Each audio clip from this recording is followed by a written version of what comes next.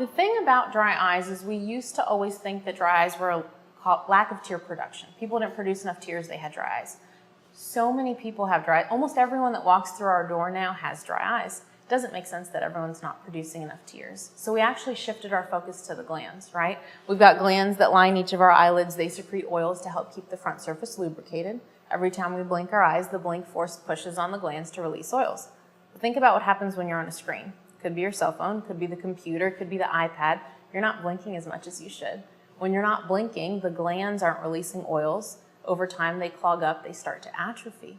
And so we actually have a device in the office which can image those glands. And we can see, well, do you have enough glands present? Are those glands working? And oftentimes it's very common, and we see this in our patients who are 10, we see them in our patients who are 90, and we see them in everyone in between.